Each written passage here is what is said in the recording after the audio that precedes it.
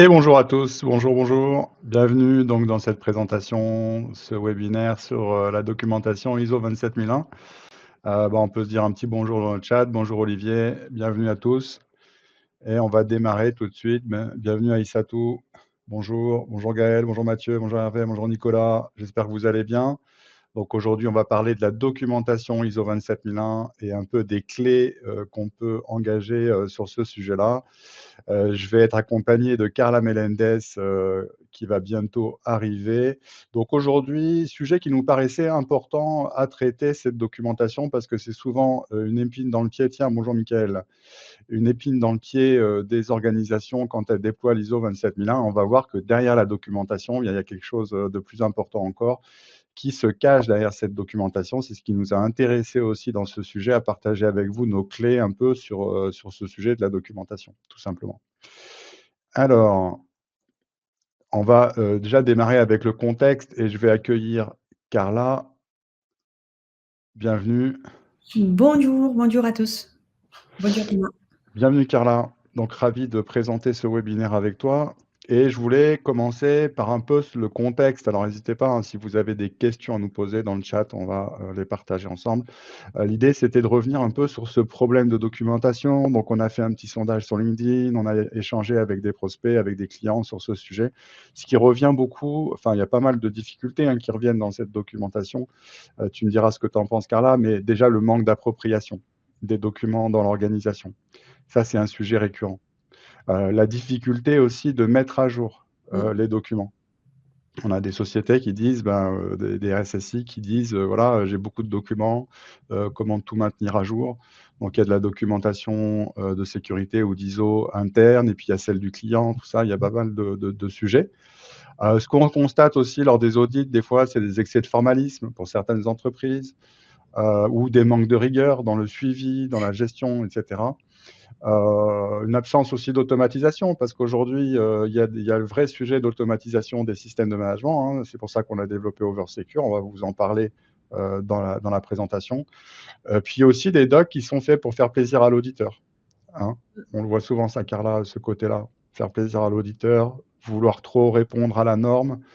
Des non-conformités aussi sur la réglementation, parce qu'aujourd'hui, les réglementations en sécurité, qui touchent l'information de façon générale, il y en a de plus en plus. Elles sont de plus en plus importantes. Donc ça aussi, c'est un des sujets.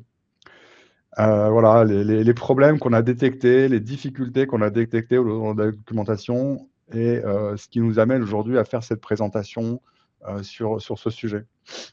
Oui, tout à fait. Et aussi croire que l'ISO ou les certifications, ce sont que des docs. Et c'est vrai que quand on le fait bien, on se rend compte que finalement, tout ce qu'on a écrit permet de clarifier les différentes responsabilités, processus, etc., si on le fait bien. Donc, plutôt de le faire comme une contrainte, il faut essayer de le faire pour que ça sert vraiment à manager la sécurité. C'est ça. Et c'est vrai que ça, c'est un des gros sujets de la documentation, effectivement. Alors, on va se présenter quand même. Je te laisse l'honneur de te présenter, Carla, en premier. Oui, alors, je suis Carla Melendez et je suis directrice opérationnelle et innovation chez Filagile. Et voilà, je co-dirige la société avec Thomas Demota. Et voilà. Et tu fais des accompagnements, des projets depuis plusieurs années maintenant, et tu as monté toute la partie accompagnement projet avec les équipes. Et un gros boulot réalisé depuis 4 ans, puisque en 4 ans, on a accompagné plus de 200 projets de certification. Je sais pas, on fait peut-être 100-150 audits tous les ans. Mm. Notre équipe d'audit qui fait 150 audits tous les ans. On accompagne tout type de clients, de la start-up aux grands groupes, hein. On travaille aussi avec des grands groupes, donc voilà, on a pas mal roulé notre bosse sur le sujet. Moi-même, donc je dirige toute la partie stratégique et développement de Fil Agile. Et ça fait 20 ans que je sévis dans les organisations à mettre en place des systèmes de management, des certifications, de la 9001 à la 27001 et maintenant à la 42001. Voilà, donc on navigue entre certification, cybersécurité, confiance numérique, réglementation. Quelques chiffres sur Fil Agile. Tu veux dire 2-3 mots sur Fil Agile, Carla? Oui, donc bon, on est à Barcelone, mais aussi en France. On a beaucoup de collaborateurs qui sont un peu répartis dans toute la France. On fait beaucoup de télétravail et actuellement, on a une trentaine de collaborateurs et on est vraiment spécialisé, comme a dit Thomas, sur toute la sécurité numérique, donc tout type de référentiel qui touche la sécurité, la qualité, etc. Et on fait partie, en fait, des différents clubs et comment les Extra Trust, que c'est un groupe de sociétés qui se réunissent pour parler de cybersécurité, de la souveraineté numérique, comme Numeum, bon, tous les prestataires qui sont là. On est certifié sur 27001 sur notre plateforme GRC. On a un outil qui permet de gérer la conformité. On est Calliope et on propose des formations PECV. Tout à fait, on est partenaire PECB également sur les formations. Donc on a développé une approche qui est très différente des autres approches existantes sur le marché, vraiment agile, que ce soit dans la mise en place des normes ou que ce soit dans ce qu'il faut mettre en place en mettant vraiment en place le strict minimum et utile pour les entreprises, en automatisant les systèmes de management, en ayant une approche agile aussi via de l'e-learning, en exploitant un maximum d'innovations qu'on peut trouver sur le marché. Et donc, on a à peu près 16 chefs de projet qui travaillent sur toutes les normes et les réglementations RGPD, TISAX, etc. Et donc, on développe un produit Oversecure qui permet de gérer le système de management et donc la documentation également. Si ça vous intéresse, évidemment, vous pourrez prendre rendez-vous pour avoir une démo. Donc aujourd'hui, notre mission avec Carla, c'est d'expliquer un petit peu pour les novices ce que c'est que la documentation ISO 27001 et quelles sont les solutions pérennes ou les systèmes à mettre en place pour votre organisation. Qu'est-ce qui va vraiment être utile? Et on veut commencer par un peu les fondamentaux dans la documentation ISO 27001. Pour ceux qui ne connaissent pas, les bonnes questions à se poser déjà, c'est quelles sont les vraies difficultés qu'on rencontre avec la documentation? Parce que certes, quand on parle de documentation ISO 27001, on parle beaucoup finalement de rédiger des politiques ou de rédiger des procédures. Mais en fait, derrière le terme documentation, il y a beaucoup plus de choses que ça. C'est la vraie difficulté, c'est de passer d'une culture qui est orale à une culture qui est écrite et formalisée. C'est toute la mise en place de processus qui vont vous permettre de capitaliser. Et qu'on prenne une certification ISO 27001 ou ISO 9001 ou toutes les certifications, en fait, c'est ça la difficulté, je ne sais pas ce que tu en penses, mais c'est de passer de la culture de l'oral à l'écrit.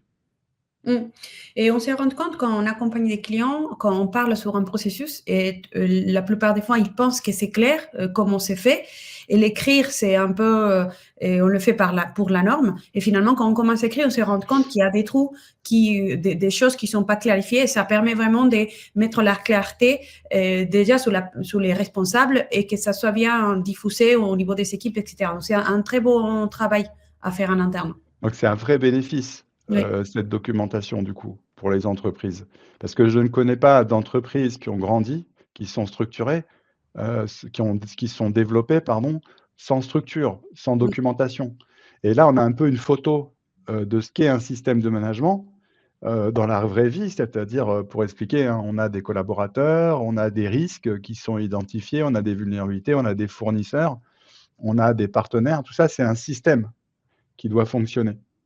C'est à chaque fois, il y a du formalisme. Ça peut être du formalisme pour expliquer ce qu'on doit faire, mais pour aussi démontrer qu'on a fait ce qu'on devait faire et le prévoir. Donc tout ça, ça se traduit par des documents finalement, ce qu'on va appeler des documents.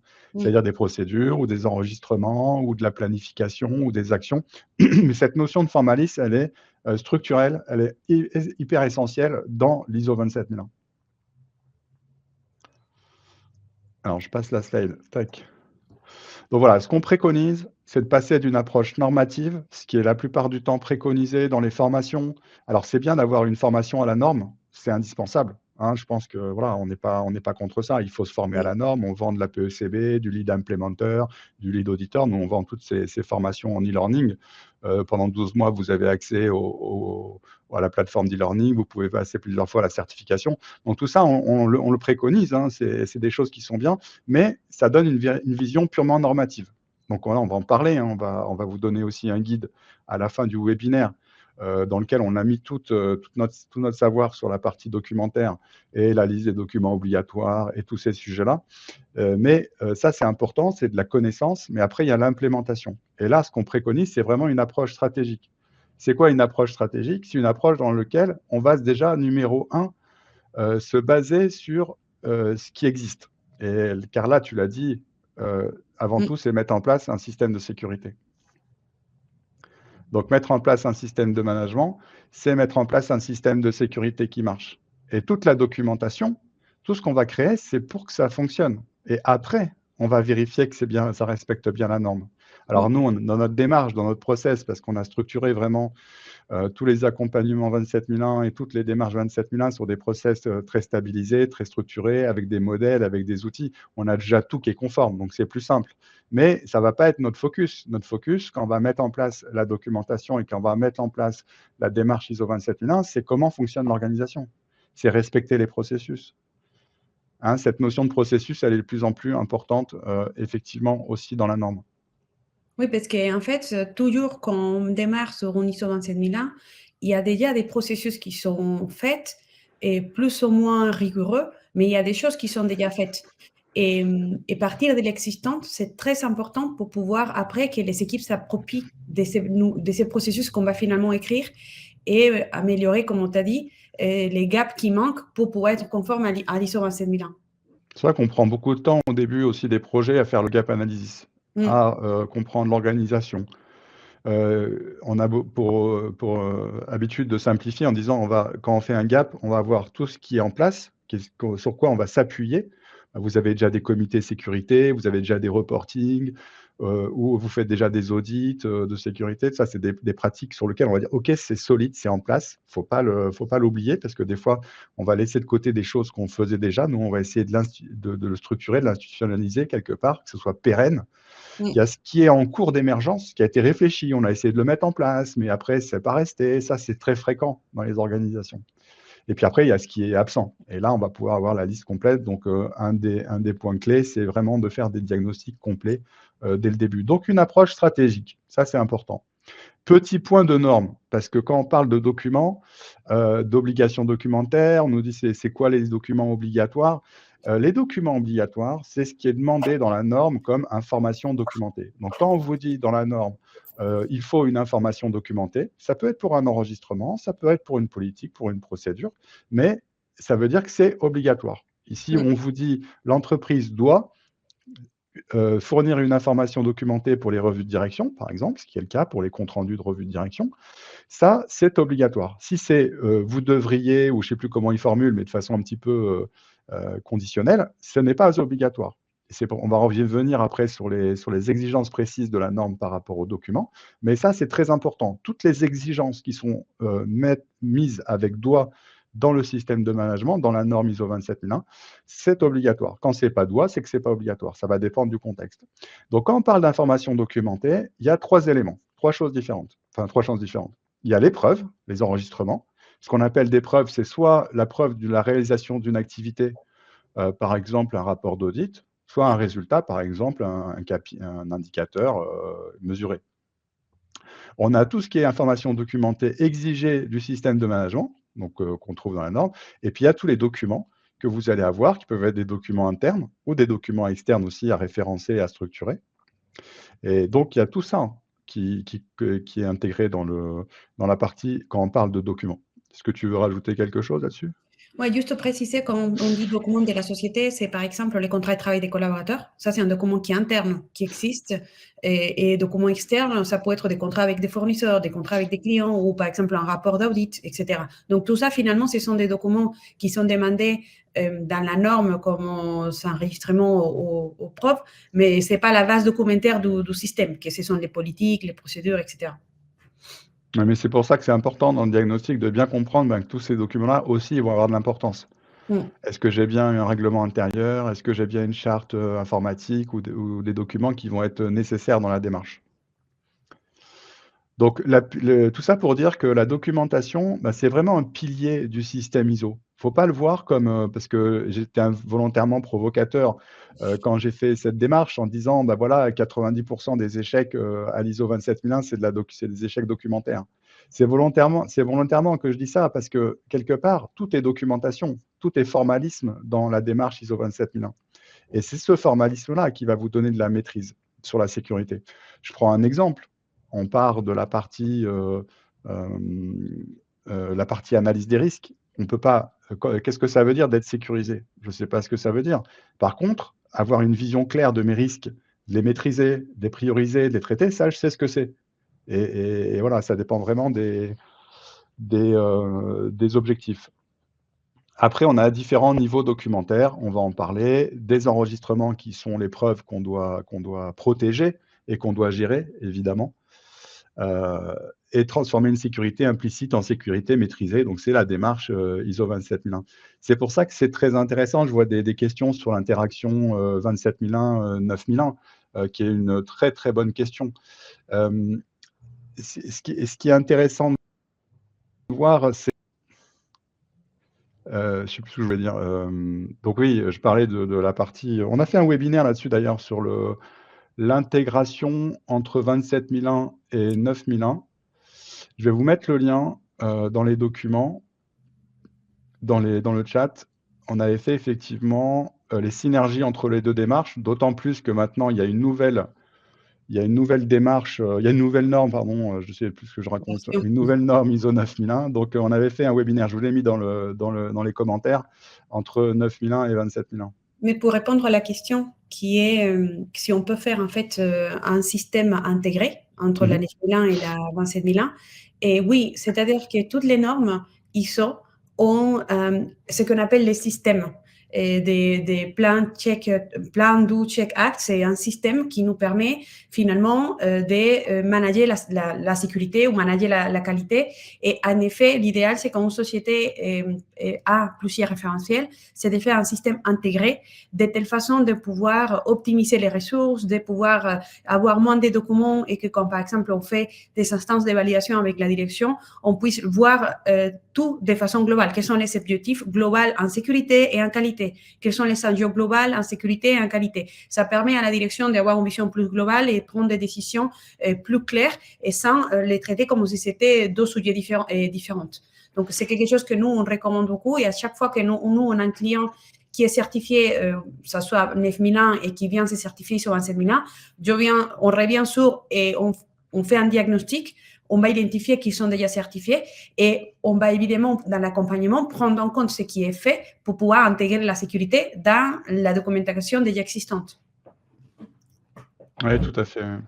Après, c'est vrai qu'on peut intégrer la procédure documentaire, la procédure d'audit. Il y a pas mal d'activités. C'est la structure des normes qui s'appelle High Level Structure, HLS, qui en fait est la même structure d'exigence entre une 27001, une 42001, une 14001, une 9001, etc. Et ce qui facilite l'intégration des systèmes. Et aujourd'hui, c'est quand même bien fait, toute cette partie-là, quoi. Après, pour expliquer... Ouais, vas-y, je t'en prie. Il y a une autre question de Thibaut qui nous demande si nous, on fait un accompagnement sur ces sujets, sur la partie rédaction de la documentation et tout ça. Et en effet, on a différents niveaux d'accompagnement. On peut accompagner des sociétés sur ce qu'on appelle les classiques, c'est les conseils, on conseille, on fournit les modèles des documents, etc. Et on peut aussi aller plus loin et vraiment accompagner la société sur la rédaction de ces documentations et comme on disait, en écoutant ce qui existe et en proposant, écrivant ce qui existe et en proposant des améliorations pour obtenir les niveaux nécessaires pour l'ISO 27001 ou jusqu'à aller avec vous à l'audit de certification. Et on peut en fait avoir un rôle dans votre système et vous accompagner dans les audits de certification. Voilà, on est habitué à le faire. Donc, j'ai mis le lien de rendez-vous avec Alexis qui vous présente un peu nos solutions si vous avez besoin dans le chat pour vous présenter un peu comment on travaille et puis poser des questions tout simplement sur la norme parce qu'il pourra y répondre à un certain nombre de questions déjà. Donc, les niveaux de documents, on a déjà les politiques de sécurité. La politique de sécurité. Bon, je te laisse expliquer peut-être ce que c'est que la politique de sécurité de l'information. Alors, la politique de sécurité de l'information, c'est la PSI, d'accord? C'est un document qui décrit les engagements de la direction en termes de la sécurité. Donc, c'est vraiment un document qui décrit, par exemple, les objectifs de sécurité, qui décrit l'engagement de la direction à mettre en place un système de management qui répond à la norme et d'amélioration continue. Donc, c'est, disons, un système, les documents chapeau du reste du document. Après, on va trouver des documents plus par politique ou par thème. Donc, on va trouver des documents des politiques de sauvegarde, des politiques aux procédures de gestion des incidents, vraiment pour thématique, d'accord? Et en bas de ça, on a les processus finalement de l'entreprise. Et ça, c'est une chose qui est importante quand en fait la norme et la dernière version, et elle a vraiment fait plus attention à identifier quels sont les processus de l'entreprise et que vous savez actuellement, c'est vos processus métiers internes et quel est le lien de ces processus avec les processus du SMSI qu'on va mettre en place. Donc, quelle est l'idée en fait de ça? C'est de ne pas avoir un système de sécurité qui est à part et isolé et pas intégré dans vos processus. Donc, c'est pour ça que la nouvelle norme, même, elle le demande d'intégrer les deux, les processus internes avec les processus du SMSI. Donc, ça, c'est aussi c'est important parce que ça structure finalement tout. Et plus bas, on va trouver ce qu'on appelle les procédures. En fait, ce sont des documents opérationnels finalement, de comment on va faire les choses en interne, ainsi que les plans qui peuvent être par exemple un plan de reprise d'activité. Ce sont des documents opérationnels. Et les dernières qu'on va trouver, ce sont les preuves. Que quand on fait par exemple une reprise des données, il faut avoir la preuve que ça a été fait. Donc, toutes ces preuves-là qu'on va générer dans tous les systèmes, il faut les enregistrer et les garder, en fait, pour pouvoir prouver, pas que l'auditeur, hein, on peut le prouver aussi à des tiers, à des clients qui nous le demandent, que finalement, on vérifie la sécurité en interne. Je prends la première question et puis je te laisse la deuxième. Il y a une question sur la différence entre politique et process. Alors, il est important de comprendre, mais on va en parler un peu plus après des processus de l'entreprise. Les processus de l'entreprise, c'est la vraie vie de l'entreprise. C'est comment elle fonctionne avec ses processus métiers, commerce, développement, etc. Production, processus de suivi après-vente. Et quand je prends un processus, si je prends le processus commercial, je vais avoir des données spécifiques, des outils spécifiques, des choses à protéger et c'est ça qui va m'intéresser dans le cadre de la 27001. Dans le cadre d'une 27001, je vais m'intéresser au processus pour les assets à protéger, les données à protéger principalement. Dans le cadre d'une ISO 27001, je vais m'intéresser au processus dans son fonctionnement, ses interfaces, ses objectifs, ses indicateurs. Donc la démarche va être un peu différente, mais dans les deux cas, le fait de faire une cartographie des processus et d'identifier correctement les processus dans l'entreprise, ça va permettre plein de choses. On va y revenir après. Et la politique, c'est vraiment une orientation dans laquelle je vais dire, ouais, pour moi, ce que je veux améliorer, c'est par exemple la sécurité d'Oversecure, je veux améliorer la reprise d'activité en cas d'incident, etc. Et la deuxième question, c'est la différence entre politique de sécurité de l'information et politique de sécurité des systèmes d'information.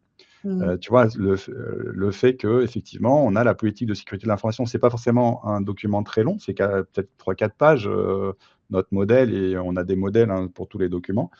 Et par contre, la politique de sécurité des systèmes d'information, là, on peut remettre dans un seul document, mais on le voit plus pour les TPE, généralement. Oui, c'est vrai que pour des petites sociétés, on a la possibilité de créer dans un seul document qu'on appelle, comme tu dis, la PSSI, toutes les règles des politiques par thématique dans un seul et même document. Le problème avec ce type de document, c'est que après, les thèmes sont tellement différents et variés que pour la faire valider, c'est compliqué. c'est complexe à le valider. Nous, ce qu'on propose, c'est plutôt d'avoir une PSI qui donne les stratégies en termes de sécurité d'une société, des politiques par thématique, et créer une PSSI que ça soit plus pour pouvoir la partager à l'extérieur avec des règles génériques qui montrent finalement à un client qui me demande qu'est-ce qu'on fait en termes de sécurité et pouvoir décrire dans ces documents de façon très haut niveau qu'est-ce qui est fait en interne, sans aller dans les détails d'une vraie politique sur un thème, par exemple. Et comme tu le dis, pour une petite société, oui, c'est possible, mais si c'est une personne qui a la vision globale de tout et peut valider tous les documents. Sinon, ça En peut fait, la finir tout structure le temps. la structure des politiques de sécurité, elle va vraiment varier en fonction de la taille de l'organisation et de son organisation elle-même. Par exemple, si vous êtes une organisation réseau avec des filiales, vous allez peut-être définir des politiques très haut niveau, avec des règles très globales, de type assurer qu'il y a un MFA pour les données sensibles, les données critiques. Mais vous n'allez pas, et ça, ces politiques-là, vous allez déployer par thème. Ça peut être du réseau, de la sécurité réseau, la sécurité de développement. Vous allez déployer par thème dans l'organisation. Et puis pour une TPE, on va peut-être faire qu'un document qui va être central. Après, la différence entre une politique et un plan assurance sécurité, c'est que le plan assurance sécurité il va être fait pour gérer une relation avec le client dans le cadre d'un service ou dans le cadre d'un contrat ou dans le cadre d'un projet. Donc, la notion de plan, elle est souvent plus opérationnelle et managériale qu'une politique qui est directive, en fait. Mais vous êtes assez libre, en fait, par rapport à ça. Il n'y a pas de règles qui vous sont imposées. C'est ça qu'il faut comprendre. Ce qu'il faut, c'est que les choses soient bien déterminées. C'est-à-dire qu'on a déjà des objectifs qui sont bien clairs dedans, des mesures de sécurité qui sont imposées après dans votre système et qui sont suivies et tracées. Ça, c'est le plus important. C'est vraiment des politiques, des procédures et des preuves et des vérifications. Si vous avez un système qui fait ça, c'est conforme. C'est ça qu'il faut comprendre. Avec l'importance de ne pas aller trop dans le détail quand on rédige des documents. Enfin, quand je dis pas aller trop dans le détail, ça dépend un peu de vos enjeux de sécurité propres à chaque entreprise.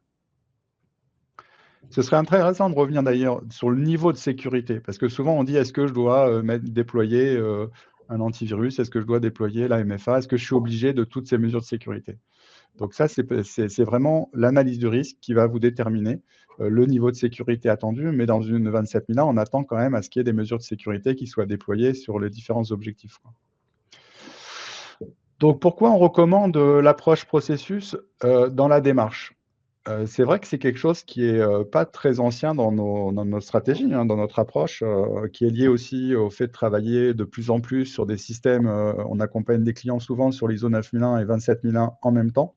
Et là, c'est indispensable de passer par une approche processus dans laquelle je vais formaliser les processus de l'entreprise. Ça, c'est vraiment ma cartographie de processus d'entreprise.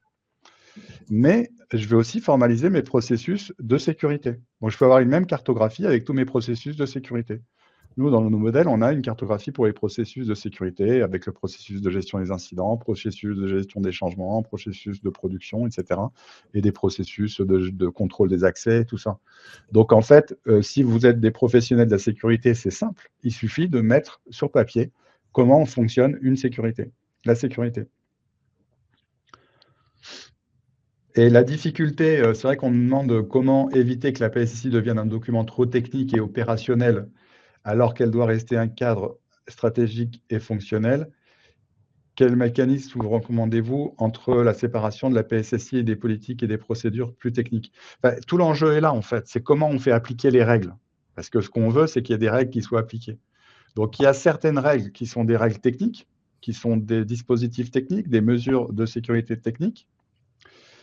Et puis, il y a d'autres règles qui sont des pratiques, ce que les gens doivent réaliser. Et là, pour s'assurer que les gens travaillent bien comme on le souhaite, il y a beaucoup de choses. Il y a de la sensibilisation, il y a toute la partie RH qui est très importante aujourd'hui dans la sécurité, via les contrats, via les engagements sur un règlement intérieur, via les engagements sur une charte de sécurité, via une sensibilisation permanente. Il y a un piège, en fait, c'est de croire que quand on a fait une chose, c'est gagné. On a fait une sensibilisation, c'est gagné. On a parlé une fois de la procédure, c'est gagné. Mais ça, on le voit, c'est tout le temps, en fait, qu'il faut en parler. Il ne faut pas se dire parce qu'il y a quelqu'un qui n'a pas respecté, oh là là, c'est triste, je suis trop triste, on arrête, quoi. Non, ça ne marche pas comme ça. C'est un carrelage, je ne sais pas ce que tu en penses, en termes de management. C'est les entreprises qui sont vraiment, qui parlent en permanence de sécurité, ou en tout cas en permanence des process, qui arrivent à gagner, à faire avancer le sujet. Je Et répondais au chat et j'ai pas d'accord, non, je désolée. disais parce que le problème, non, mais tu as bien raison, c'est très bien. Le problème de la mise en pratique, de l'application des procédures ou des politiques ou des plans, tout ça, le fait que les gens respectent ou pas les process, il faut comprendre qu'il n'y a pas de fin à ça. C'est quelque chose qui est sans fin, permanent, le management. Mais c'est vrai pour la sécurité, mais c'est vrai si vous mettez un nouveau CRM en place, c'est vrai si vous mettez un nouveau ERP en place, c'est vrai pour tout changement de l'entreprise. La nécessité d'être en permanence sur le respect des process, elle est, et à un moment donné, vous crantez, vous sentez qu'il y a eu un effet. Mais en fait, c'est juste qu'il ne faut jamais lâcher. Cette notion de sensibilisation, d'accompagnement des équipes, d'explication, de justification, etc., etc. Donc, je pense qu'il y a des bonnes pratiques, c'est-à-dire qu'il faut faire de la sensibilisation, il faut écrire nos process, il faut en parler. Nous, je sais qu'on fait un point toutes les semaines concernant les sujets, les process. Alors, c'est plus global entreprise, mais à des moments, on parle de sécurité. On a refait une sensi RGPD au mois de septembre dans l'entreprise. Donc voilà, on utilise aussi, on essaie, un truc important, c'est que tout le monde puisse participer à la sécurité. Donc nous, après, je parle plus de notre entreprise, mais comment on fait de la sécurité dans l'entreprise? Chacun a des responsabilités. Chacun peut être amené à faire une sensibilisation sur un thème, etc., et le partager. Et ça, c'est très important.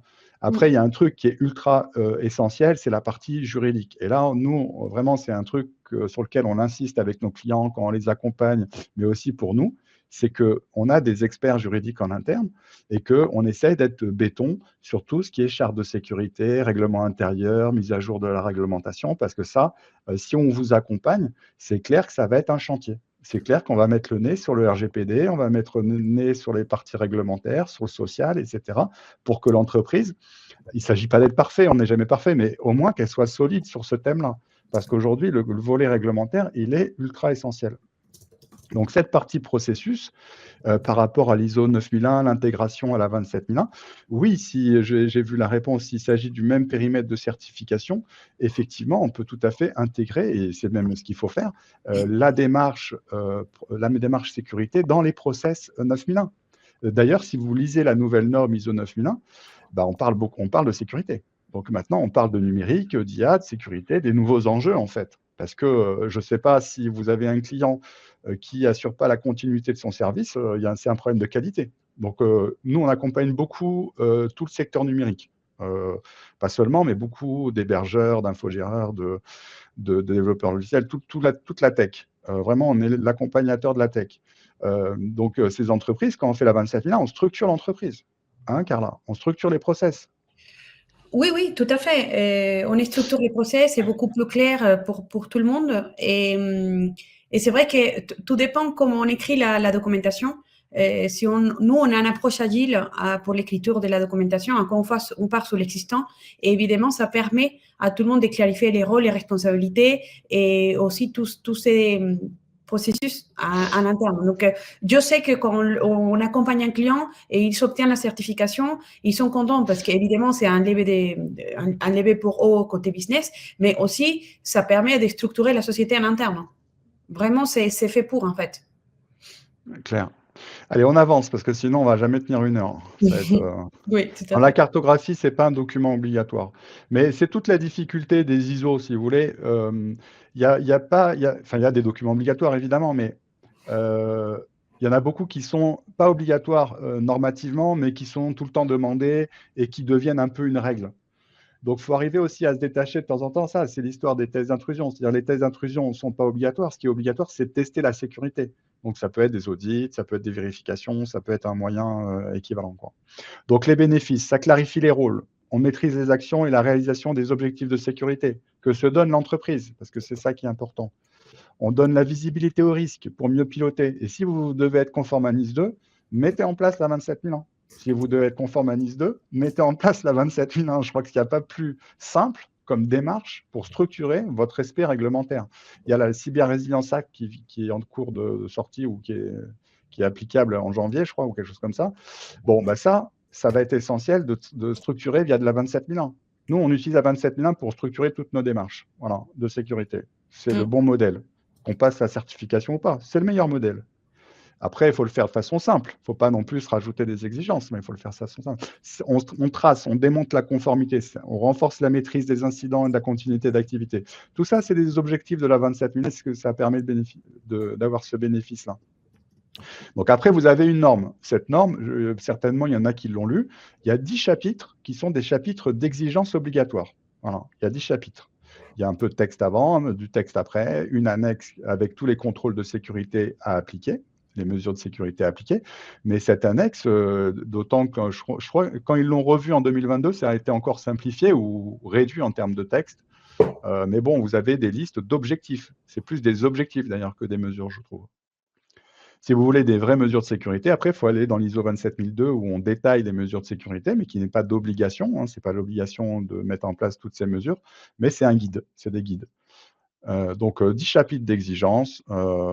Et il y a un chapitre qui est dédié à la documentation. Alors, je n'ai pas tout mis, mais c'est juste pour prendre un exemple quand vous lisez la norme.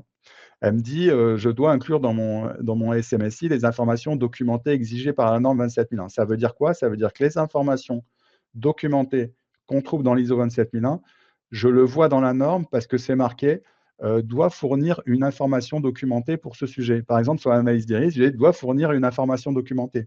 Ça veut dire que si je fais mon analyse de risque, j'ai une procédure de méthode d'analyse de risque.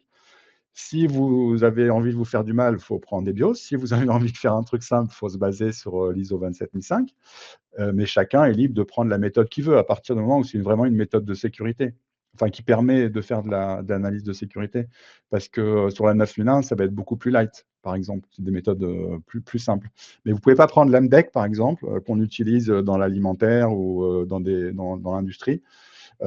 C'est HACCP dans l'alimentaire ou AMDEC pour faire de la 27001. C'est pas adapté. On ne trouve pas la cotation des besoins de sécurité, on ne trouve pas tous ces sujets-là.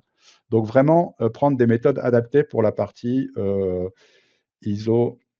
Alors, la liste exhaustive des documents, on a fait un guide. Ça, c'est les bonus à la fin du webinaire. On vous donne le lien à la fin du webinaire avec les bonus, notamment le guide qu'on a rédigé ce mois-ci. On a mis toutes les informations concernant les documents. Et après, ils vous disent, donc, les informations documentées exigées, les informations documentées que l'organisation juge nécessaires. En fait, c'est à vous de déterminer de quoi vous avez besoin. C'est pour ça que cette démarche par processus, elle est intéressante. Tu voulais rajouter quelque chose, Cara? Non, pas. Non, j'ai cru. Non, pas là du particulier. Donc, voilà. Lisez bien la norme. La norme, c'est un document qui est court, c'est pas long, mais chaque mot a son importance. C'est dommage, la prochaine fois, on prendra un extrait aussi de la norme détaillé, mais quand vous lisez la norme, c'est comme un texte de loi, en moins dense, mais chaque mot a son importance. Si on vous dit doit, c'est obligatoire. Si on vous dit vous devriez, c'est pas obligatoire. Si on vous dit information documentée, il faut une preuve ou un document ou une politique. Voilà. Et la norme, autre chose importante, c'est qu'elle ne dit pas, parce que ça c'est quand on accompagne un client, les clients, ils posent beaucoup de questions spécifiques, comme par exemple, est-ce que la norme me demande de mettre en place la double authentification? La norme ne demande pas ça. En fait, la norme demande de sécuriser les applications, de sécuriser les systèmes, et toutes les mesures de sécurité qu'on va mettre en place vont être liées aux risques qu'on a identifiés. Donc, c'est pour ça que la norme, elle s'adapte à toute société, parce que vraiment, elle est adaptée aux risques que chaque société a, et c'est grâce à ces risques-là qu'on va pouvoir en fait définir les mesures de sécurité qui sont adaptées à ces risques-là. Ouais. Et puis c'est vrai que bon, après, dans l'audit, vous avez des auditeurs qui ne vont pas tenir compte. Nous, quand on travaille, c'est la garantie que vous avez quand on travaille ensemble, c'est de vous dire qui utiliser en termes d'audit de certification. Parce que voilà, après, il faut des gens qui tiennent compte de votre contexte.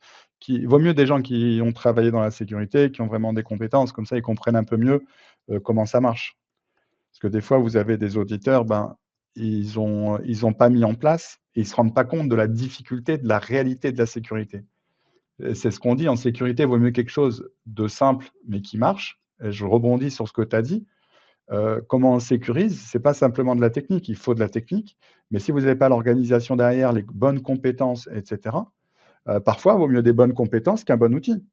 Il faut les 2, mais vaut mieux une bonne compétence, je le redis parce que c'est important qu'un outil qui est pas géré derrière, quoi. Et c'est pour Et ça qu'en fait, je dis aux clients, quand ils vont à l'audit des certifications, ce que vous allez faire lors de l'audit, c'est défendre les choix que vous aviez faits. Parce qu'à la fin, si on sait argumenter les choix qu'on a faits, et finalement, c'est ça qui attend l'auditeur, en fait.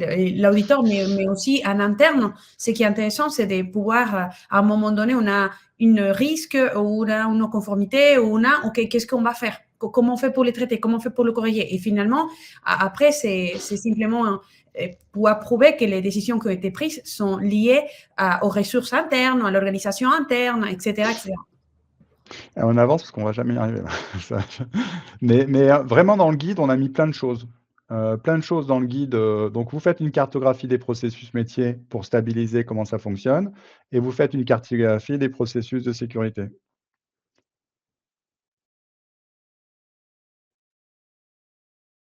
Donc il y a des questions, tu regardes et puis un point important, le processus. Ça aussi, il est quasiment écrit dans la norme.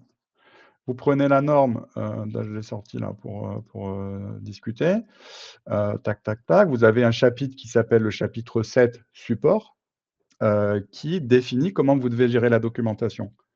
Alors le mieux, c'est d'avoir un système automatisé qui vous aide à piloter la documentation. Si vous voulez une démo, nous on a un produit, mais il vous faut quelque chose de plus simple possible, en fait.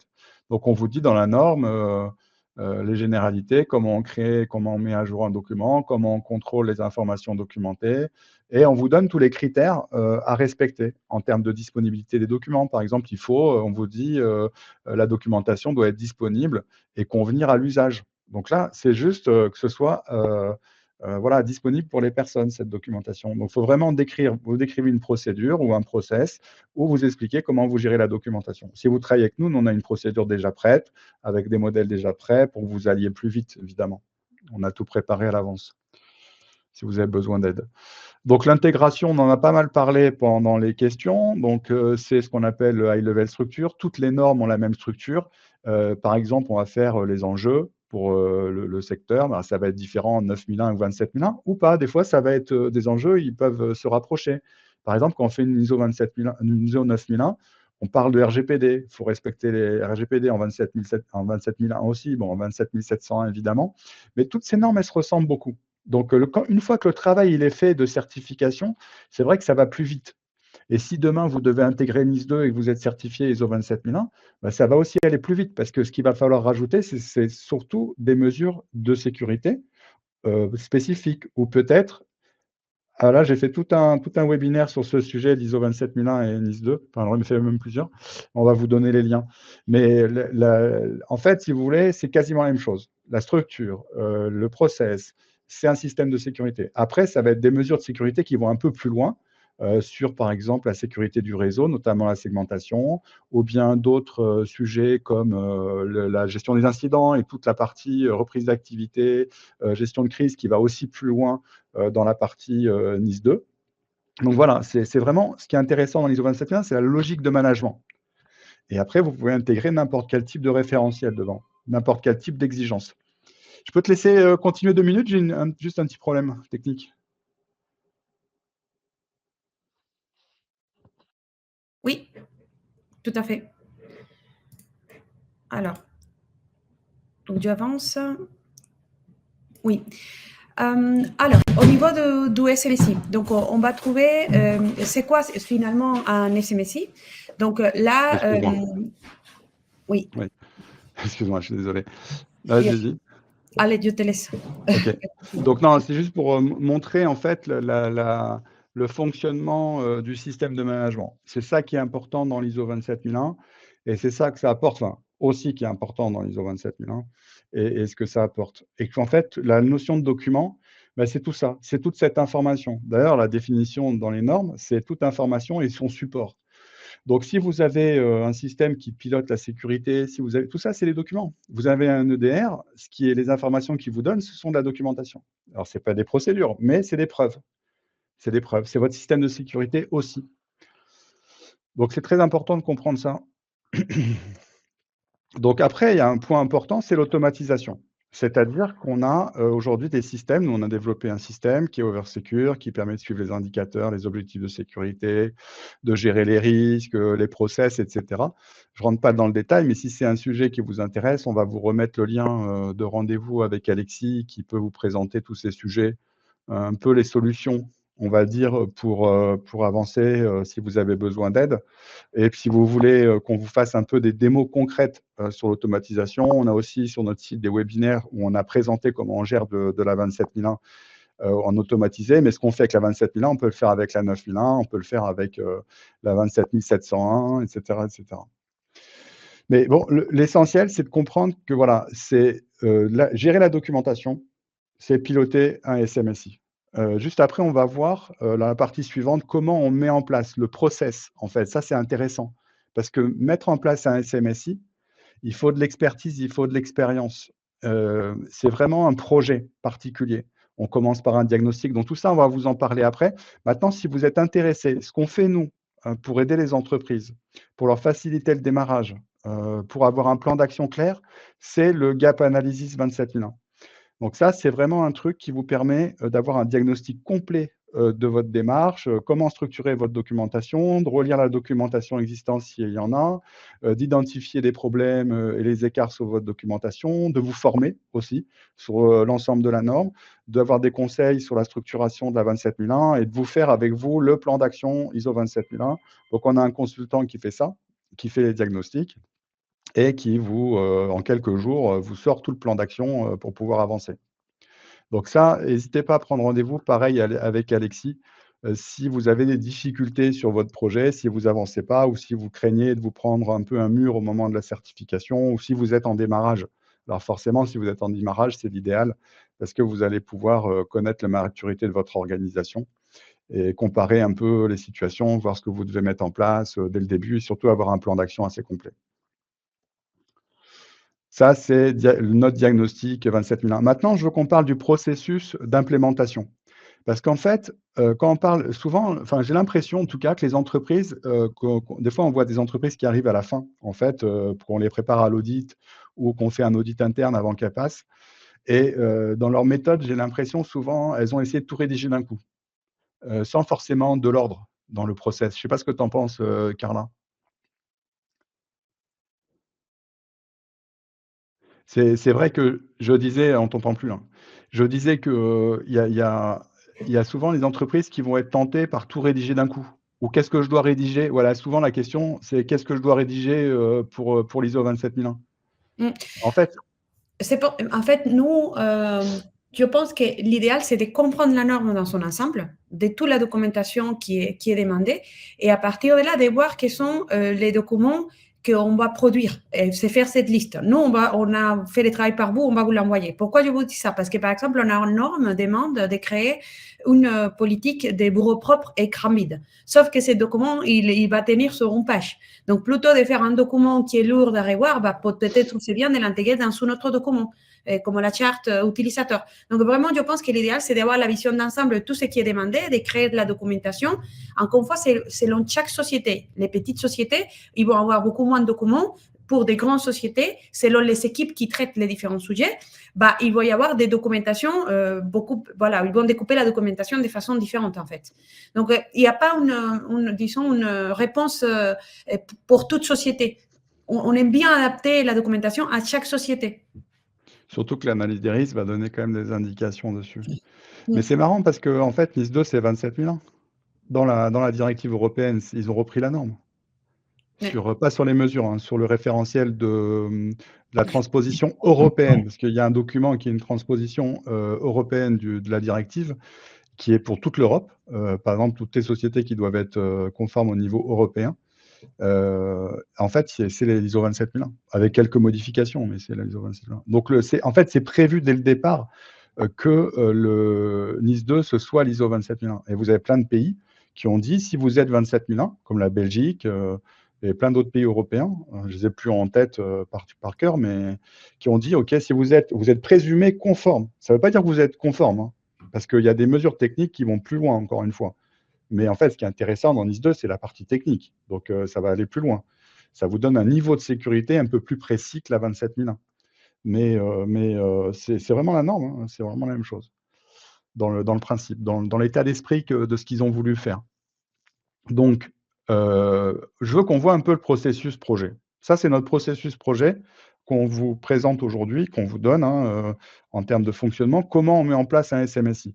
Première étape, j'en ai un peu parlé parce que c'est le diagnostic dont je vous parlais, c'est, prendre en compte la norme, comment ça s'applique à votre organisation, recenser les documents existants, déjà prévoir la partie plan, identifier clairement le périmètre, réglementaire et de certification, sensibiliser les équipes, et cetera et avoir un premier plan d'action de ce qu'on va devoir rédiger quand même, déjà, hein, tout ça.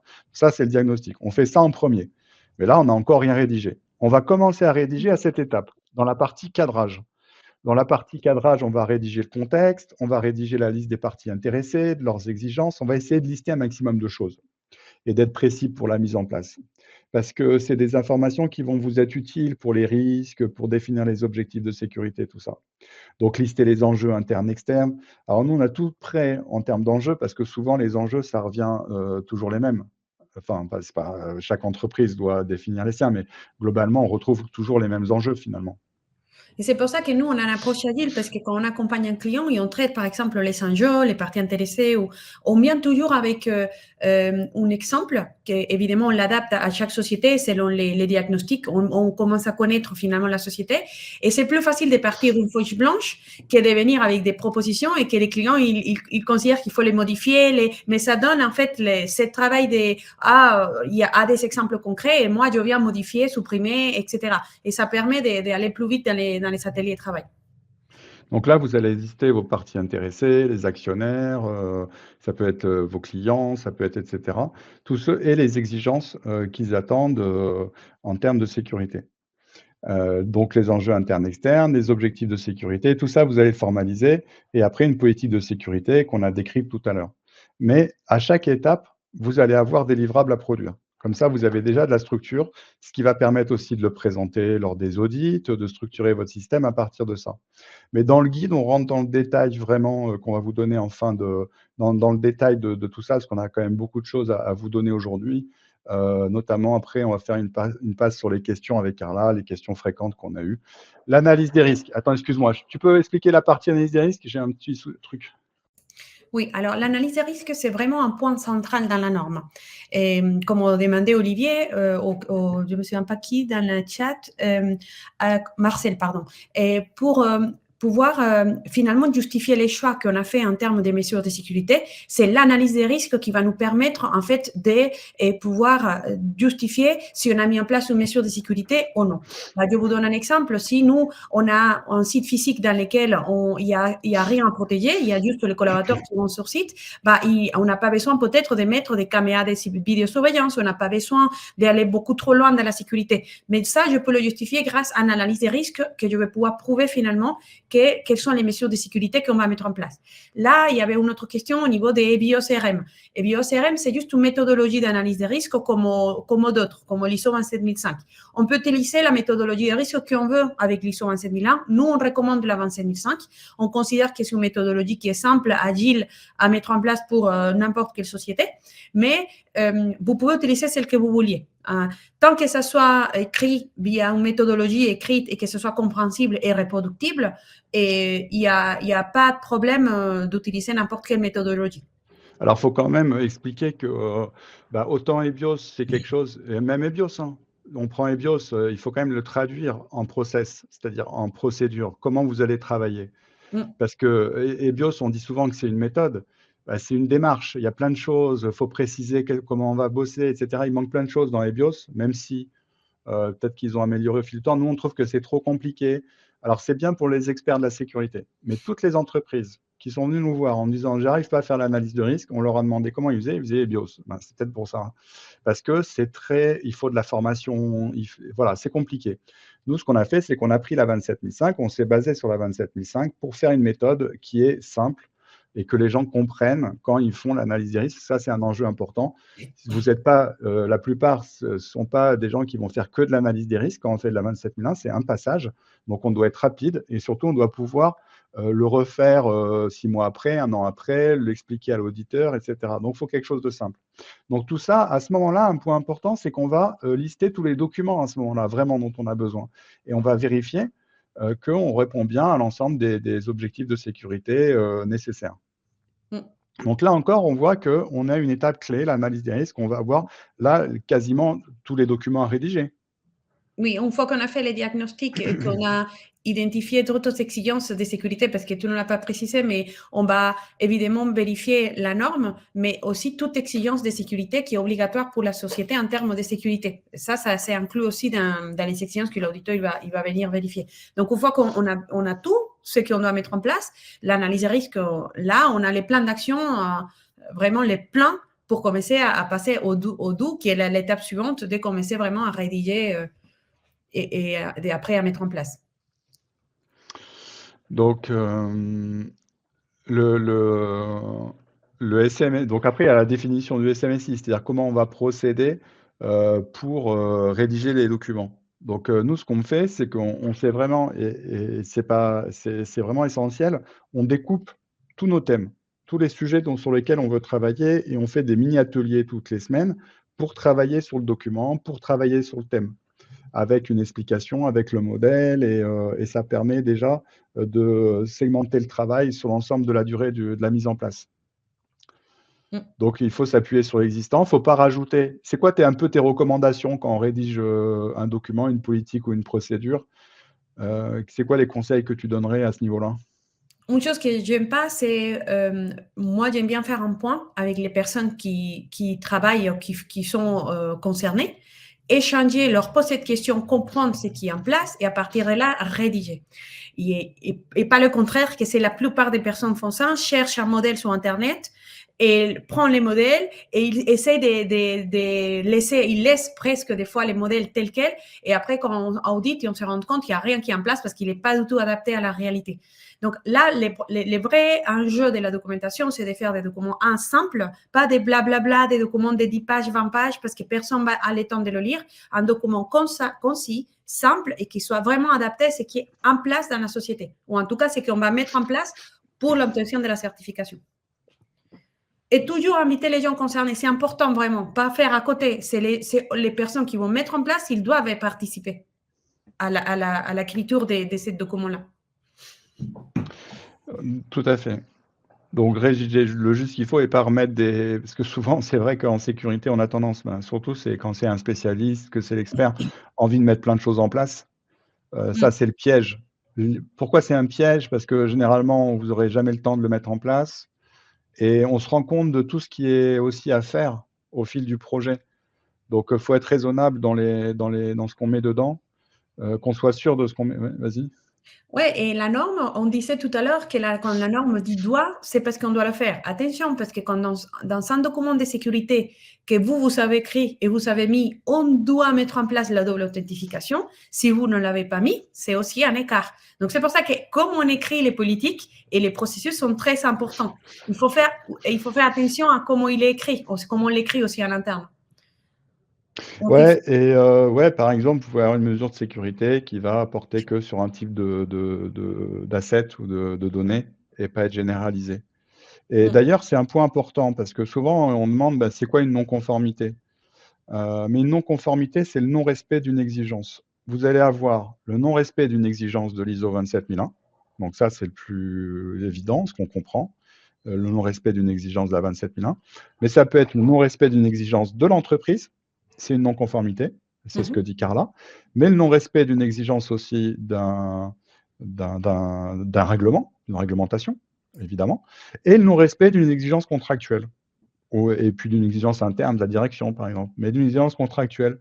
Si votre client il vous dit vous devez faire tel truc dans le cadre du contrat, du plan assurance sécurité et que ce n'est pas fait, c'est une non-conformité. Vous ne respectez pas les exigences du client. Donc ça, c'est très important de bien faire attention à ce qui est écrit. Après, la mise en place, l'accompagnement, là, c'est très important parce que tout ce travail de mise en place, après, c'est là que ça commence, le vrai travail, j'ai envie de dire. Au début, c'était du gâteau. C'était de l'analyse, on était dans les ateliers. Là, c'est vraiment faire en sorte que les choses fonctionnent. Pour moi, il y a une clé, enfin, je ne sais pas ce que tu en penses, Carla. Pour moi, il y a une clé, c'est la façon dont on a structuré les relances. Tout ça, parce qu'il y a quelques années encore, hein, les entreprises galèrent en termes de relance, de revue de processus, de revue de documents, etc., etc. C'est des mails à envoyer. Ah, c'est assez compliqué, non? Enfin, je ne sais pas ce que tu en penses de ce point. Ouais, c'est aussi parce que la plupart des fois, il y a une équipe qui a mis en place les systèmes de management de la sécurité de l'information. Et du coup, c'est cette équipe, donc normalement les RSSI, qui est derrière les équipes pour aller trouver les preuves qui sont nécessaires. Donc évidemment, ça passe par mail, ça passe par Teams, s'il vous plaît, est-ce que c'est possible d'envoyer ça, etc. Et ça, c'est très chronophage. Et les RSSI, plutôt d'avoir un rôle de celui qui finalement vient et, disons, aide à la direction à gérer la sécurité, et il devient une police qui vient derrière tout le monde pour que tout le monde fasse son boulot. Donc, nous, on aime bien automatiser, on aime bien que ça soit grâce à des outils qui existent aujourd'hui comme Oversecure, mais il y a d'autres dans les marchés qui permettent finalement de centraliser l'information, de répartir le travail qui est collaboratif et de finalement, les systèmes, ils relancent les différentes personnes et on peut avoir des indicateurs globaux, peut-être à présenter une fois par mois dans les comités de sécurité, par exemple. C'est une façon différente de travailler dans laquelle on intègre tout le monde dans la démarche de sécurité. Et c'est pas juste une personne qui est responsable et qui va derrière pour aller finalement chercher les preuves que lui, il a besoin. C'est pas du tout comme ça la norme. C'est un travail global et on a tous un rôle à jouer dans la sécurité. Donc là, il y a vraiment de la rigueur à mettre en place, des process à mettre en place pour que ça fonctionne. Et c'est vrai que sans outils aujourd'hui, je trouve que c'est très compliqué. Surtout qu'il faut des outils qui soient maintenables dans le temps. Parce qu'une fois, j'ai rencontré un RSSI qui avait monté tout un système avec SharePoint, avec des trucs super bien faits, hein. Mm. Ultra, ultra bien faits. Sauf qu'il était le seul à maîtriser le Mm. sujet. Demain, il part, c'est terminé. Ça, c'est un vrai sujet de la sécurité Mais on a sur des lequel on clients qui nous insiste. contactent parce que les RSSI, il part et il y a personne à l'interne qui peut continuer. Et c'est incompréhensible ce qui a été fait. Alors nous, on arrive parce qu'on connaît, on maîtrise, mais tout de suite, notre travail, c'est de structurer d'une telle façon qu'on puisse, après, quelqu'un puisse prendre les relais plus tard. Donc l'utilisation des outils permet notamment de structurer la documentation d'une telle façon que ça puisse être facile à reprise derrière. Ouais, puis de simplifier le suivi parce que c'est impossible à suivre. Est-ce que j'ai envoyé un email de relance pour cette mesure? Est-ce que j'ai redemandé pour l'audit à réaliser, et cetera? Avec un système de relance automatique, l'audit, il a envoyé à la bonne personne, elle doit mettre les preuves du test d'intrusion. Enfin Mm. voilà, toute cette notion de gestion des preuves, très franchement, j'ai encore vu un commentaire l'autre jour qui disait qu'il n'y a pas besoin d'outils. C'est navrant, quoi. Mm. Et là, aujourd'hui, ça fait 2 ans, nous, qu'on a une solution. Enfin, ça fait maintenant, mais ça fait depuis 4 ans même qu'on a des solutions, parce qu'avant, on avait une autre solution. Mm. Après, on a développé notre solution il y a 2 ans, on l'a refondue l'année dernière. Donc là, on a un nouveau produit. Mais sans ça, on n'aurait jamais pu travailler. Enfin, on divise par 2 le temps de projet, le temps de suivi. On Mm. arrive à faire des suivis avec un point tous les 15 jours. Enfin, vraiment des trucs ultra organisés parce qu'on a un outil. Mais vraiment, il faut prendre un outil. Enfin, aujourd'hui, c'est plus une question, quoi. Après, la question, ça va être quel outil? Bah, là, chaque entreprise, voilà, compare, fait ses choix. Si vous avez besoin d'en discuter, nous, on est là. Mais aujourd'hui, partir sans outil ou avec Excel ou avec SharePoint, c'est du suicide professionnel, j'ai envie de dire. Non, C'est c'est un truc à qu'aussi on éviter, quoi. dépend d'une personne qui soit bien organisée, qui le gère bien. Sauf que bah, il y a ces risques-là que quand la personne part, comment on fait? Donc, moi, je pense que c'est C'est ouais, clair. c'est vraiment utile. Mm. Alors, audit blanc, nous, d'expérience, c'est une étape ultra importante. L'audit blanc, c'est vraiment le moment où on va se poser et on va tout vérifier. Nous, un audit, on vérifie tout. Tous les Mm. documents sont épluchés, lus, tout le monde est interrogé pour avoir plein de non-conformités. J'ai envie de dire que c'est un peu l'objectif. Comme ça, on va tout corriger, on va être vraiment prêt pour l'audit de certification. Mm. Alors oui, après on peut dire dans l'idéal, on doit être prêt, on ne doit pas avoir de non-conformité, mais ça, il faut l'oublier, ce n'est pas l'objectif. L'objectif de votre système, c'est de faire de la non-conformité au début, et après, vous allez être bon. Mais au début, c'est de pouvoir voir ce qui ne marche pas, pour le faire fonctionner, justement. Donc l'audit blanc, pour nous, c'est un vrai levier pour dire, OK, voilà tout ce qui est à corriger. Et ça donne un exercice aussi pour l'entreprise qui se prépare. On va identifier tous les documents manquants. Mm. Donc ça, c'est très important. Donc dans l'audit interne, on vérifie aussi certaines mesures de sécurité, mais c'est très haut niveau. parce qu'effectivement, on ne peut pas tout regarder. C'est un échantillonnage, ça dure. Nous, on fait des audits qui sont longs. Globalement, je prends un petit périmètre, mais 3,5 jours à peu près, 4 jours sur l'audit interne, sur l'audit blanc.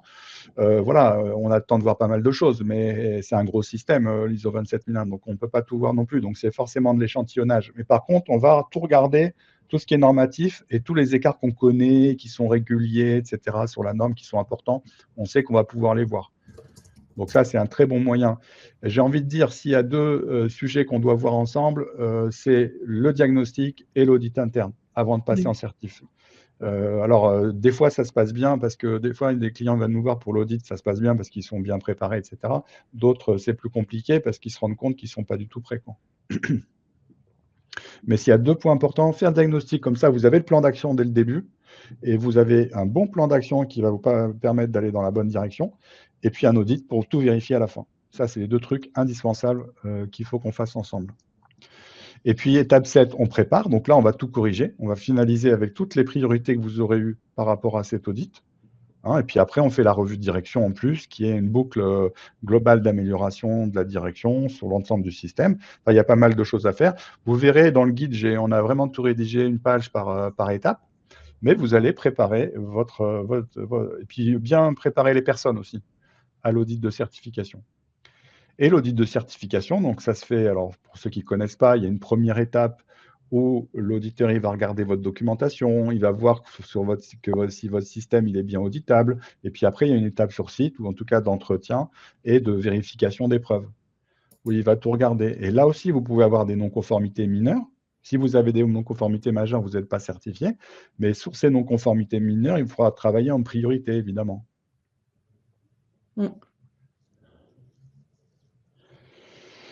Alors, c'est vrai que parmi ces preuves, on a ce qu'on appelle des indicateurs, des objectifs.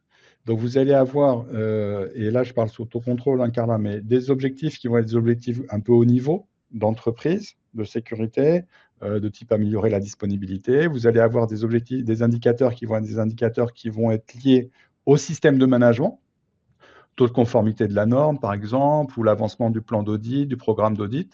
Et puis après, des indicateurs qui peuvent être liés à des mesures de sécurité, à des contrôles. Mais on a fait un webinaire dans lequel on a parlé beaucoup de ces sujets.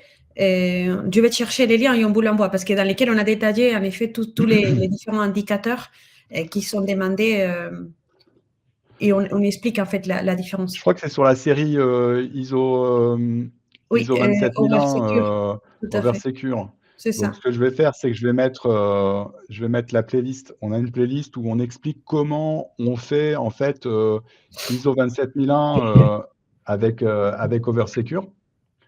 Tout le process. D'ailleurs, il faudra qu'on termine, parce qu'il nous manque encore un petit épisode à faire. Hein. Oui, tout à fait. On n'a pas eu le temps. On n'a pas eu le temps. Mais bon, vous avez 9 épisodes, on devait en faire 10. On a fait 9, où on explique tout le système, et dedans, vous avez la partie pilotage, que vous allez retrouver, mesure des sécurités, des contrôles, suivi du SMSI et tableau de bord, où on rentre dans le détail vraiment du fonctionnement du système de management ISO 27001, avec un outil comme Oversecure, justement, dont on vous parle. Donc voilà, quelques conclusions de synthèse. Juste après, là, on va parler avec Carla on va un peu déborder, mais je pense que c'est pour le bien de tout le monde, un peu les questions fréquentes par rapport à ça.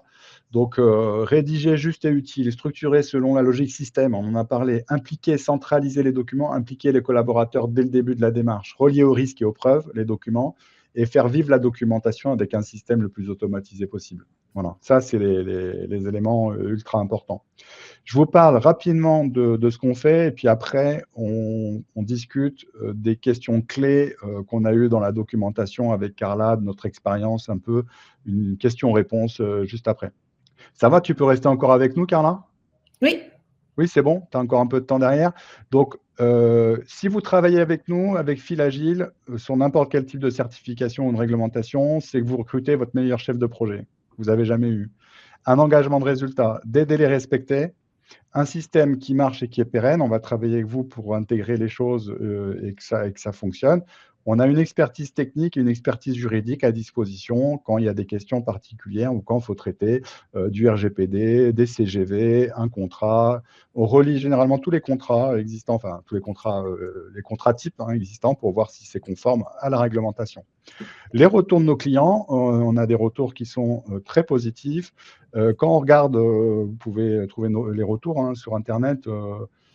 Quand on regarde les retours, ce qui ressort beaucoup de ce qu'aiment nos clients, c'est la qualité. C'est-à-dire qu'on nous dit accompagnement de qualité, accompagnement de qualité. Et puis après, c'est de l'agilité, c'est du suivi. Donc, savoir qu'on a vraiment des process qui permettent d'aller vite et d'aller bien. Voilà, c'est ça qui est très important. Qu'est-ce qu'on a dans notre accompagnement? Là, je vous parle plus, voilà, qu'est-ce qu'on trouve dans l'accompagnement? Vous avez un chef de projet qui est dédié, que vous rencontrez toutes les semaines pour le conseil, la formation. Par exemple, dans une certification ISO 27001.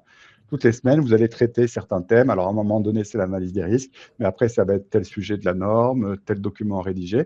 Donc, on vient avec les modèles et votre chef de projet il vous accompagne. C'est lui qui pilote. Il pilote toutes les actions. Il pilote tout le projet, il planifie. On a des outils de planification, des indicateurs de suivi de projet pour la direction. Une vraie méthode pour l'ISO 27001 et l'analyse des risques. On a une procédure qu'on vous forme, on vous accompagne sur les risques pour vous expliquer. Un accompagnement à la rédaction documentaire. On a une formation, on fait des formations aux équipes, du phishing. On a des e-learning aussi pour la montée en compétences sur les réglementations. Ça, c'est des e-learning qu'on a fait nous. Sur les sensibilisations de sécurité, on a une plateforme. Les équipes arrivent sur la plateforme, se forment, il y a une traçabilité pour la norme, c'est parfait. Mise à disposition des modèles et des ressources, mais on s'occupe aussi de tout le projet. C'est-à-dire, par exemple, l'organisation des audits de certification, la formation des équipes avant la certification. Enfin, vraiment, c'est du clé en main du début du projet jusqu'à l'obtention de la certification avec un engagement de résultat. Rapidement, on a 3 formules. Une classique avec la gestion de projet, l'accompagnement documentaire, l'audit, enfin tout ce qu'il faut pour être certifié, sauf qu'en full, le niveau supérieur, donc notre partie full, c'est nous qui rédigeons la doc, les politiques, les procédures, etc. C'est-à-dire qu'on fait les entretiens avec les personnes, mais c'est nous qui finalisons les documents. Après, on vous les fait valider. Et l'externaliser, ça, c'est vraiment le truc qu'on fait le plus pour aider les clients qui n'ont pas le temps. C'est qu'on va être présent. On a un contrat de responsable du SMSI avec vous et on est présent à l'audit de certification. Donc là, ça vous rassure aussi pour l'audit de certification qui n'est pas un exercice facile la première fois. Parce que même si on vous forme, etc., bon, quand on se retrouve devant l'auditeur, il y a des équipes qui sont un peu déstabilisées. Surtout qu'il y a des auditeurs qui ne sont pas les plus simples, des fois, à gérer. Ce n'est pas forcément marrant comme système. Donc, voilà, on a ces 3 formules. Donc, si ça vous intéresse, je vous envoie je vous remets le lien pour parler avec Alexis sur ce sujet qui vous explique un peu comment ça fonctionne, tous nos accompagnements, comment on travaille, etc. Et puis les tarifs en fonction de la taille de votre entreprise et du périmètre. On fait aussi des maintiens, c'est-à-dire qu'on a aussi des maintiens classiques, il faut l'externaliser pour les entreprises. Donc là, il faut parler avec Alexis, il vous expliquera comment on travaille, si vous avez besoin d'externaliser ou d'être aidé dans le maintien annuel. Et on a aussi des box, formules beaucoup plus light pour les petits budgets ou les gens qui veulent travailler seuls, qui veulent vraiment avoir nos outils et avancer seuls. Donc là, c'est pareil, je n'ai pas tout remis pour pas trop surcharger la presse, mais Alexis vous explique tout ça dans un rendez-vous. J'ai mis le lien de son rendez-vous. On a aussi Oversecure, donc il y a une licence annuelle de 5 350 € par an, donc où il y a un nombre d'utilisateurs illimité. C'est un système simple. Donc, si vous pouvez prendre rendez-vous, vous faites soit par vous envoyer un mail à commerce@filagile.com, soit vous prenez rendez-vous avec Alexis ou sur notre site aussi, on a un contact et un formulaire. Et ce que j'aimerais faire maintenant, c'est qu'on s'est posé un peu des questions clés sur les questions clés. On nous a posé des questions aussi, donc on les a reprises, et puis les questions qu'on a fréquemment. Mes clients demandent ma politique de sécurité, me demandent ma politique de sécurité. Donc, comment on structure la documentation pour les clients? Bon, on a déjà plus ou moins parlé. Donc, une possibilité, c'est de faire une PSSI. Et c'est pour ça qu'on fait normalement ce document-là. C'est ce document qui, finalement, décrit les règles de sécurité et la stratégie de sécurité qu'il y a à la société. Et c'est un document qui contient sur plusieurs pages, mais qui permet finalement d'être envoyé à des clients pour prouver ce qui est en place.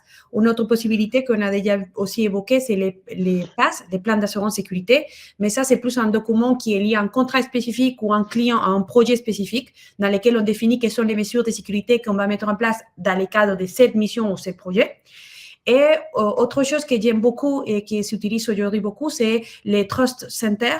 C'est un outil, disons, c'est un accès online pour les clients ou prospects qui peuvent accéder à un environnement dans lequel il y a la mise à disposition de toutes les politiques de sécurité, que ce soit la PSSI, mais aussi ça peut être les politiques de confidentialité, des politiques sur la gestion des données personnelles, ou bien, comme vous êtes certifié sur les certificats de certification. Donc, c'est vraiment un endroit dans lequel on met à disposition des clients et prospects toute la documentation liée aux politiques de sécurité qui sont disponibles en interne.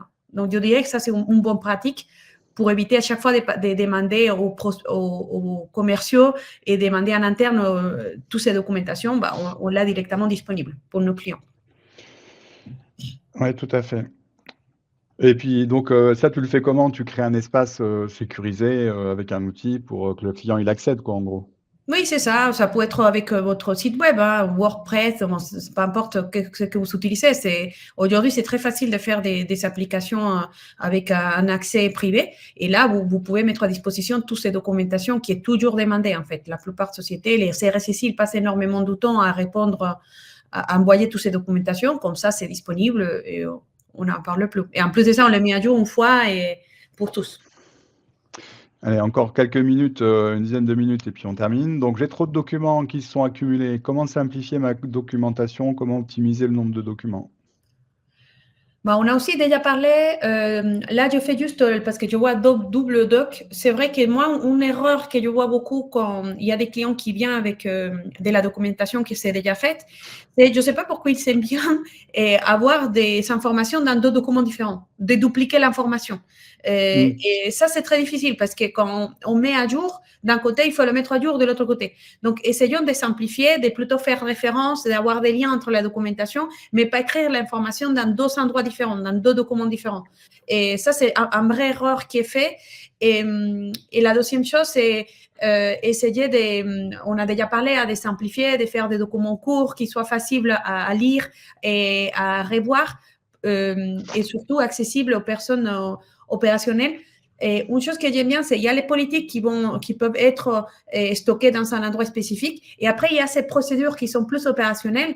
Moi, l'idéal, c'est de les stocker dans vraiment un outil qui soit utilisé par les équipes opérationnelles, qui peut être, je ne sais pas, Confluence, qui peut être n'importe quel outil comme ça qui est utilisé par les équipes et que ce soit là qu'on crée toutes ces procédures opérationnelles.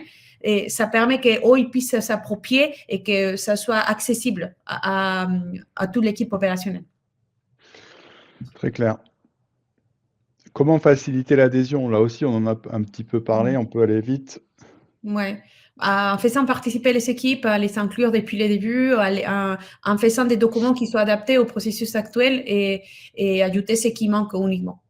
On a déjà, je pense, assez parlé. Pas mal parlé du sujet. Quels conseils pour organiser les processus? Comment gérer les revues documentaires? Alors, juste là, les revues documentaires. Donc, c'est important, en effet, qu'on fasse des revues de la documentation pour qu'elle soit à jour et bien appliquée en interne. Et donc, nous, on propose, on a déjà parlé, des outils comme Oversecure ou autres qui permettent de faire des relances pour faire la revue. Et une autre chose qui est importante, que je vois aussi en erreur, souvent, c'est qu'on a des documents qui sont techniques que doivent être validés par la direction, qui est des fois très loin de tous ces sujets opérationnels. Il faut trouver, en fait, quelles sont les bonnes personnes qui vont relire et valider ces documentations pour éviter des retards sur ce processus de revue et validation documentaire. Très clair. Après, bon, je vais vous passer le guide là dans quelques minutes, 27001, 10 guides documentaires, vous aurez tout ça, on en a beaucoup parlé.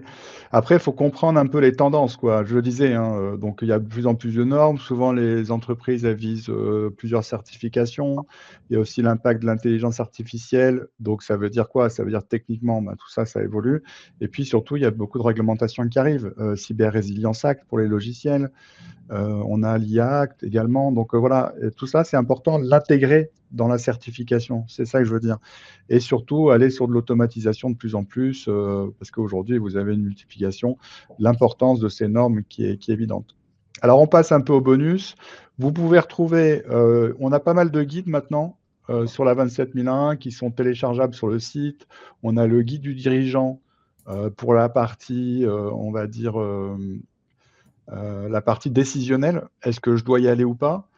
Donc, le guide du dirigeant que vous pouvez télécharger sur notre site. On a fait un guide aussi ISO 27001 pour les ETI. Qui est donc plutôt comment on gère un projet ISO 27001 dans des grands groupes ou dans des ETI. Et aujourd'hui, donc, on diffuse, là, c'est un peu en prime, puisqu'on vient juste de le terminer hier, c'est le guide sur la documentation. Donc, on a repris tout ce qu'on a vu, parce qu'on avait fait d'autres webinaires aussi avant sur la doc des cyberzones. Donc, on a repris tout ce qu'on avait dit sur les cyberzones, ce qu'on a dit ici aussi aujourd'hui. Donc là, je vous ai mis le lien pour télécharger le guide sur la documentation, le guide ISO 27001. Et si vous avez des retours, n'hésitez pas, s'il y a des petites coquilles, des choses avec lesquelles vous voulez qu'on discute, n'hésitez pas aussi. Donc ça, c'était le téléchargement de notre guide. On a tous les replays webinaires, pareil, sur notre site. Je vous remets le lien, mais on a une dizaine de webinaires maintenant, ou sur notre chaîne YouTube, vous tapez Fil Agile dans YouTube. Je vous remets aussi le lien vers tous nos webinaires. On a fait des webinaires sur SOC 2, sur l'automatisation des certifs, sur l'ISO 27001 en 6 mois, la 42001, l'ISO 42001 sur l'intelligence artificielle. On a fait Cloud, Sogdo, on a plein de... Ouais, NIS 2, pas mal on a fait pas mal en début d'année de webinaires, de formations sur NIS 2, sur l'intégration entre 9001 et 27001. Sur le RGPD aussi, on a un webinaire sur le RGPD, l'essentiel du RGPD. Donc, pas mal de contenu que vous pouvez consulter qui vous donne pas mal de sensibilisation sur nos approches, justement, assez agiles pour avancer. Si vous voulez avoir une démo d'Oversecure, encore une fois, je vous ai mis le lien d'Alexis dans le chat pour programmer une démo, faire une mini démo si vous avez besoin. Et puis sinon, on a un webinaire aussi qui parle de ça d'ailleurs, je vais le remettre ici, où on commence aujourd'hui sur le sujet d'Oversecure, de mettre en place l'IA au travers des LLM pour pouvoir communiquer directement avec l'application à partir des LLM. Donc, on en parle un petit peu dans le webinaire. On est en train de travailler sur l'automatisation autour de l'IA de la sécurité. Voilà. Sujet qui a démarré relativement récemment. Si vous êtes intéressé aussi, on a une plateforme d'e-learning. On fait tous les e-learning PECB. Donc là, intéressant si vous voulez vous former, avoir une approche aussi de la formation un peu différente. On fait aussi des sensibilisations. On vend beaucoup de sensibilisation autour de la sécurité ou autour de la sécurité des données, du RGPD, pour que les entreprises qui ont besoin de former leurs collaborateurs et avoir des preuves, surtout des sensibilisations. Car là, si vous voulez donner des preuves à vos clients, en fait, nous, on met à disposition de vos collaborateurs des sensibilisations. Comme ça, ils ont le bon niveau de sensibilisation. Mais c'est vrai qu'il ne faut pas arrêter, en fait. Il faut tout le temps en faire plusieurs fois par an. Nous, on programme des sensibilisations pour s'assurer que les gens ils sont conscients des risques, ça fait des rappels. Et puis, quand on n'est pas spécialiste du sujet, on va vous présenter le RGPD et les règles du RGPD, avec les règles du RGPD. Mais moi, 6 mois après, je ne m'en rappelle plus. On ne travaille pas, on n'est pas des spécialistes qui travaillent tout le temps sur les sujets. Donc, je trouve que pour la personne qui est juriste et qui travaille tout le temps, c'est évident, mais en fait, nous, on oublie. D'ailleurs, il faudrait qu'on en refasse une, parce qu'en parlant, je me dis quoi, j'ai oublié des choses, mais voilà, c'est important, c'est vraiment la répétition qui fait que la sécurité, elle avance. Et encore une fois, si vous voulez partager avec nous un moment, donc prenez rendez-vous sur notre site, Fil Agile, ou avec Alexis, j'ai mis le contact dans le chat. Écoutez, merci beaucoup. À très bientôt donc, pour un prochain webinaire qu'on va organiser au mois de janvier.